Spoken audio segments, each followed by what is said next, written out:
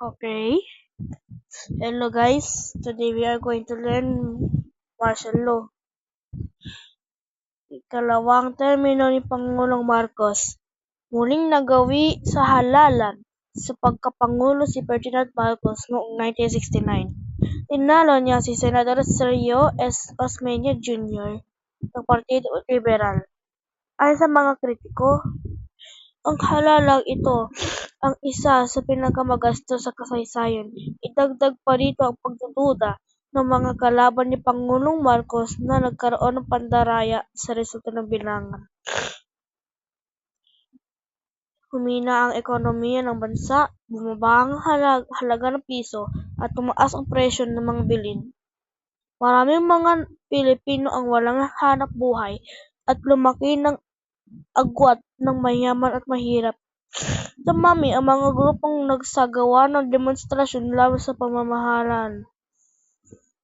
Karaniwang muli sa mga mag-aaral at manggagawa ang nagwelga at nagrally. Lumala ang korupsyon at nepotismo. Demonstrasyon laban sa pamahalaan. Sinalubong ng malaking protesta ng mga mag-aaral ang pagbubukas ng Kongreso at pagbibigay ng State of the Nation Address o SONA ni Pangulong Marcos para sa kanyang pangalawang termino. Naganap ito noong Enero 26, 1970. Sa kanyang talumpati, inihayag niya ang pagtatag ng isang kombensyong konstitusyonal bilang sagot sa mga suliraning kinakaharap ng bansa. Ito sa 1970 the January 26 rally at saka ito Diliman Commune. Pagpapasabog ng bomba sa Plaza Miranda. Noong 1971, isang halalan ang ginanap upang maghalal ng 8 senador at mga kasapi ng mababang kapulungan ng Kongreso. Naging mahalagang nasabing halalan kay Pangulong Marcos dahil naging sukatan ito ng kanyang popularidad. Nagdaos ang Liberal Party, ang kalabang partido ni Marcos, ng isang rally para sa kandidato nito sa Plaza Miranda noong August 21, 1971. Sa kabila ng kampanya, nagkagulo ng may sumabog na 2 bomba sa kinatatayuan ng mga kandidato.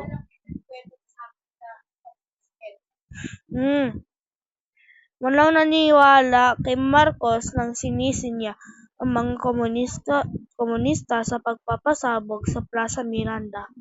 Bunga nito, 6 sa 8 kandidato ng Liberal Party ang nanalo bilang mga senador sa halalan. Matapos ang pagpapasabog sa Plaza Miranda, sinispinde ni Pangulong Marcos ang writ of habeas corpus, ang karapatan ng sinumang hinuli na harapin sa korte ang legalidad ng pag-aaresto sa kanya. Nagbigay daan ito sa malawakang at mabilisang pananalakay sa mga tanggapan ng mga kalabang grupo at pagdakip sa mga hinihinanang sangkot sa trahedya. Itong habeas corpus.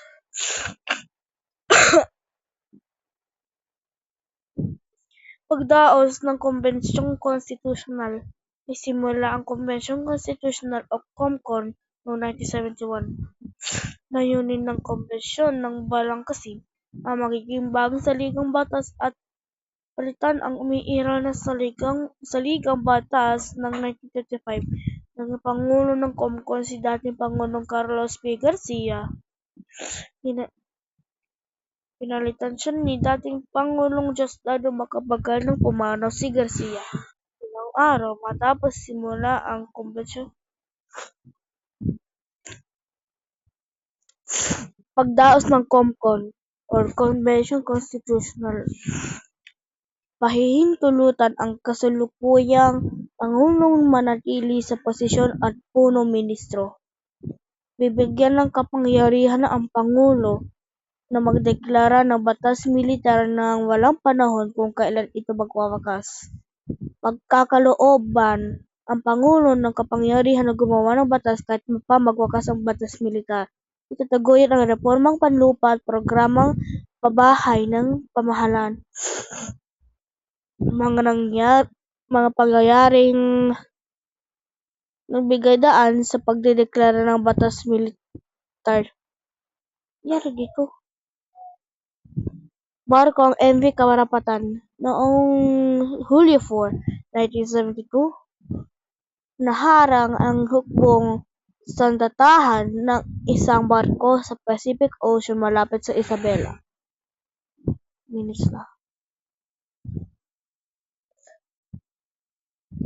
Pagtambang kay Enrile noong September 22, 1972, tinambangan daw sa may Wakwak Subdivision. Magduluyong ang sasakyan ni Enrile, palihim ng tanggulang pambansa at pinaulanan ng bala ng mga hindi nakikilalang saligang batas 1973.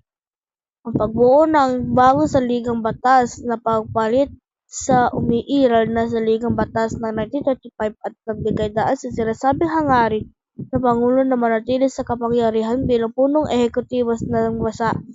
Dito nagsimula ang pagbuo ng saligang batas ng 1973, ang pagtatag ng bagong lipunan.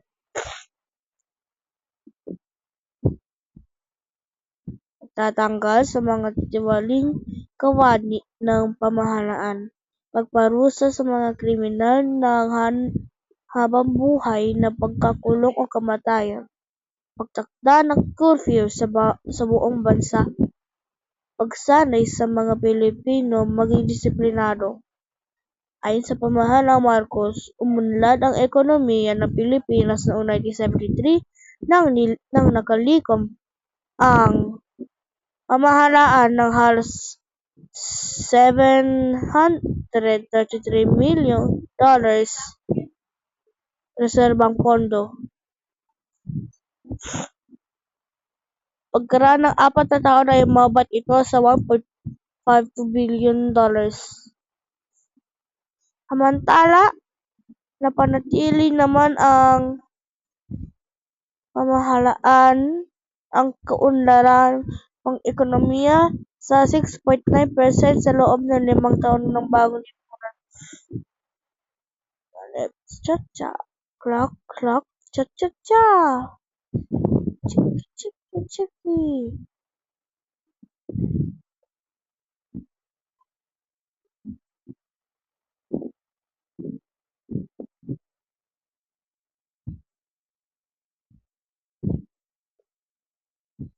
Ang KBL at si Imelda Romualdez Marcos. Tinatawag ang Pangulong Marcos ng KBL at kilos ng bagong lipunan noong 1978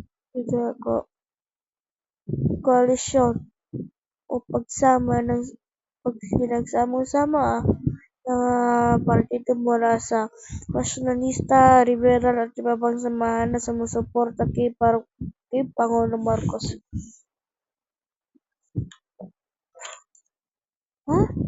Nangyari?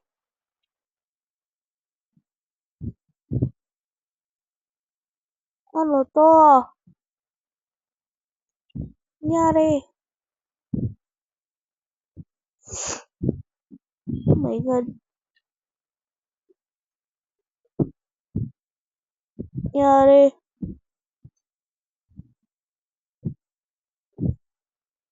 Nangyari na walang mga picture.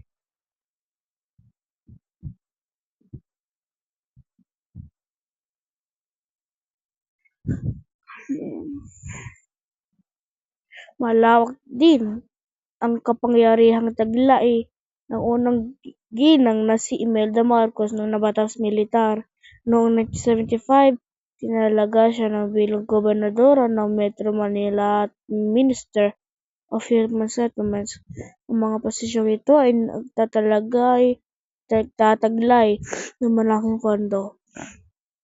Wala mong mga picture dyan pero ang alam ko lang may Desparecidos, nepotismo, ABS-CBN, assassination kay Ninoy Aquino, saka mga sapatos ni Imelda Marcos, yan ang alam ko. na pagwawakas ng batas militar sa Pilipinas. Nagwakas ito noong Enero 17, 1981. Ito ay sa bisa ng Proclamation No. 2045 na pinamagatang Proclaiming the Termination of the State of Martial Law throughout the Philippines. Nagbago ang daloy ng mga kaganapan sa panahon ni Marcos, Ninoy Aquino assassination, slapping election and sa Pilipinas. Okay. Halos ng mga fiction na to, mga kay pagkamatay ni Ninoy, snap election at saka EDSA people power. Mga nunumbalik na ang demokrasya.